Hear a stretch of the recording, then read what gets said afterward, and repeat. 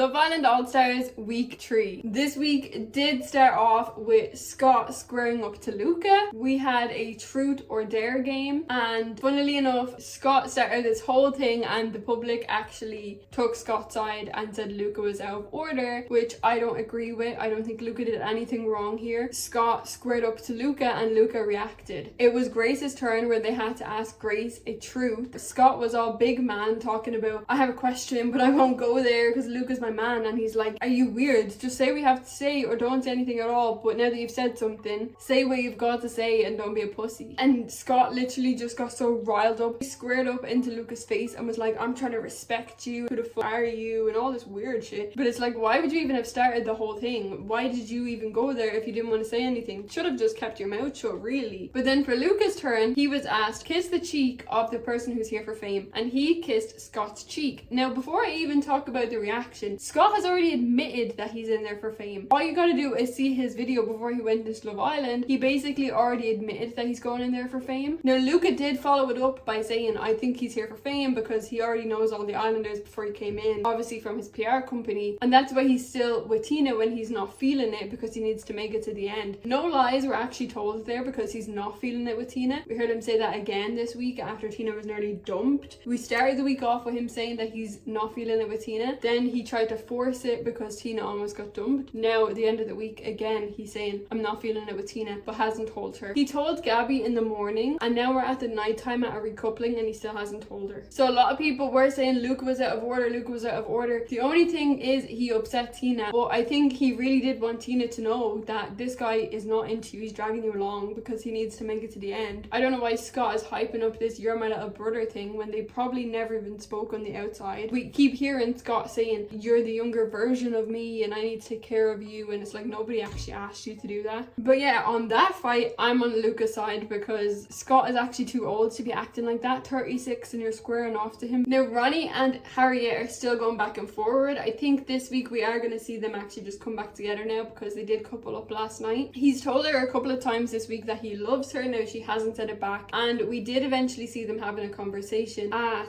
the beach club why they broke up. I think the production was like, Harriet, you need to kind of tell us why you broke up because the public still don't know. So the reason they actually broke up is because he cheated on her. When I say broke up and cheated, they were never actually officially together. So these are just air quotes of we broke up, but they were never together to break up. They would have just stopped talking. The same with cheating on each other. It's like he's supposed to have loyalties to her. He apparently cheated on her and he said he didn't. He only kissed one girl. So it's like, do you know the definition? I didn't know that Ronnie could talk for that long. He spoke for about 10 minutes and got actual sentences out. I didn't know he was capable of doing that, but it was actually good to see him spilling his feelings to Harriet. I don't know if they're actually ever going to be able to make it work. He's really acting like he thinks she is the one and he needs to make it work with her. If he honestly feels like that, I hope they can figure it out and make it work. Harriet obviously is going to have some trust issues there because she just keeps seeing headlines of him with different girls and getting DMs, and so normal for her to have trust issues if that's the way he's treating her. Now Ronnie did say something about like you did it too, so I'm guessing Harriet cheated back. Brother, you treated her the way you treated her, so of course she was going to go and do some fuck shit back.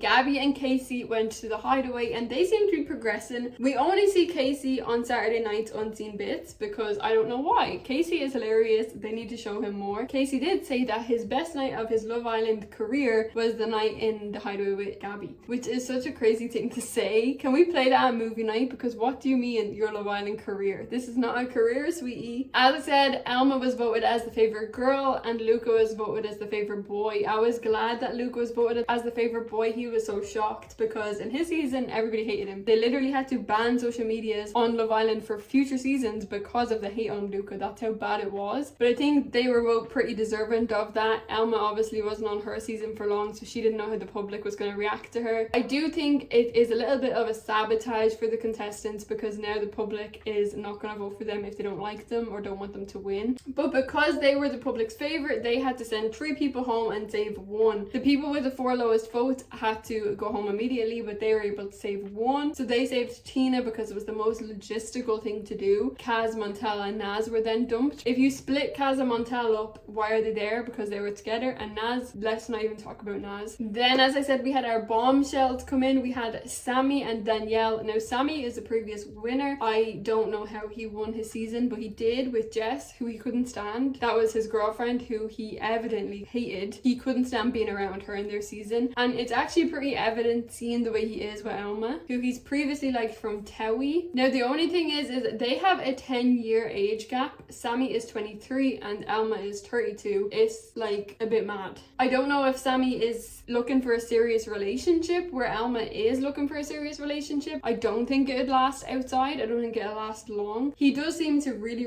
like her. He's all over her. He seems like a bit infatuated with her, which is a good thing. It's good to see her actually get appreciated. The only thing is, though, in the words of Elma, is why couldn't they do that back in the UK? If it was going to happen, it should have happened. She says that about everybody. We seen Omar come in and he took Grace and Catherine on a date, and then he ended up picking Catherine in the recoupling. People are on the internet going crazy that he actually wants to be with Grace and he's just picking Catherine because she's the favorite. And honestly, I don't think he wants to be with Grace. I think he just had to pick two people for a date and that to be picked. If something was going to happen between him and Grace, it would have happened. And honestly, I think Grace and Luca are really great together. People are saying she's into him now because he's the favorite, but she was into him before that and y'all just didn't want to accept that. I think her and Luca have a high chance of winning, and if there isn't any better couple by the final, I'll probably end up voting for Grace and Luca myself. They are my favorite. They seem like they actually do really like each other. I'm skeptical of any couple making it from this to go far, but Sophie and Josh are still together from last season and I loved them, so maybe they could make it work on the outside too. They just seem so lovey-dovey, and on reality TV shows, love shows, they're supposed to be about romance, so I love when there's actually real romance going on. We ended with a cliffhanger on Friday night, so obviously Gabby and Casey are together, Harry and Ronnie are now coupled up, Grace and Luca are together. Scott hasn't picked yet, Curtis hasn't picked yet, and either has Ron. Now, Curtis was given his speech before it ended, and like I said, if he picks Danielle, I think